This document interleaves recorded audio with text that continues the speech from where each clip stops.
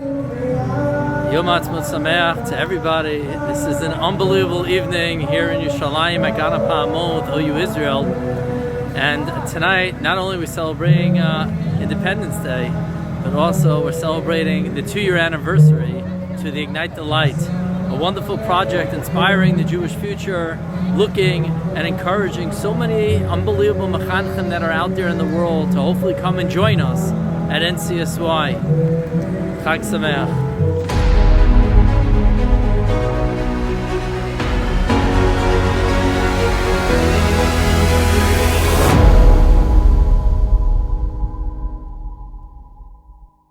Shalom to all and a good Erev Shabbos. So it's often pointed out how Shavuos is the only yontif that doesn't have a specific date. Rosh Hashanah, Yom Kippur, Sukkot, and Pesach all clearly are listed in the Torah with a date, the 1st, the 10th, or the 15th of the month. Shavuos, on the other hand, takes place after a 7-week count, as the pasuk says, Sheva Shabbos Tmiyas Tiyena, Tisbru Chamishim Yom. So why Shavuos is different than all these other Yom Tovim? So my Rabbi explains as follows. When discussing the Mea Sfira, the Ramban likens these days to a sort of Chol HaMoed. The days of Sfira are like a Chol HaMoed in between Pesach and Shavuos. Pesach is a yontif that never ends. It's a yontif of eternity. Pesach teaches us that we as a nation are eternal, defying time and space. We are forever. And many things on Pesach express this. Matzah, for example, is the only mitzvah d'oraisa that we keep throughout the generations, even through Galus. The matzah itself is round, and a circle never ends. The mitzvah of Sipur Yetzias Mitzrayim never ends either, as we have the story of the Tanaim staying up all night relating the story. And the only reason they had to stop is because of Kriyas Shema. If not for that, they would have kept on going. Also, the night represents Galus, whereas morning always represents Geula. In other words, the mitzvah of Sipur Yetzias Mitzrayim takes us until the ultimate Geula. And the Afikomen teaches this as well. We hide away the larger piece of matzah for later, and the part of Seder during which Afikomen is eaten is called Tzafon, and Tzafon means hidden. This symbolizes that we're forever connected to the future, which is currently hidden from us. And that's also why we don't eat anything else after the Afikomen, because we want the taste of Tzafon to remain with us. Now we know that the main mitzvah of Sipur Yetzias Mitzrayim is V'yigat levencha, father to son. However, the Gemara in Kedoshim says that a father takes care of his son in this world, whereas the Rabbi teaches him Torah, and that brings him into the world to come. And this is the connection between Pesach and Shavuos. On Shavuos, we receive the Torah. The message of Torah is eternal, and that's why Shavuos is part and parcel of Pesach. In a way, it's the conclusion of the message of Pesach that we're an eternal, everlasting nation, and that's accomplished through the study of Torah. Now, a practical aspect of this message is gleaned from this week's parsha. The pasuk says, Kedoshim to you shall be holy. And the next pasuk tells us, Ish imay v'aviv tiro, a man shall fear his father and mother. What does one have to do with another? And the answer is, as we just said, a Rebbe teaches Torah, which means how to interact with spirituality. And a parent's job is to teach how to interact with this world, seemingly a very mundane pursuit. And that's the message of these two psukim, that Kedoshim to you shall be holy. But being holy doesn't mean becoming a hermit, separating oneself from this world. It's connected to the next pasuk, which speaks about parents. Parents train their child not just how to interact with this world, but how to be mekadesh, how to sanctify even the most mundane things. So in summary, we learn from Pesach, Chol HaMoed of Sfira, Shavuos, and Parshas Kedoshim that we are an eternal nation, above and beyond what's considered normal. But at the same time, our job is to interact like normal with this world, elevating everything we come in contact with, bring Kedusha and spirituality into every place. If we incorporate this into our lives, elevate ourselves, our surroundings, and bring spirituality everywhere we go, we should merit to the ultimate geula with the coming of Mashiach Tzidkenu b'mehera v'yameinu. Everyone should have a wonderful Shabbos.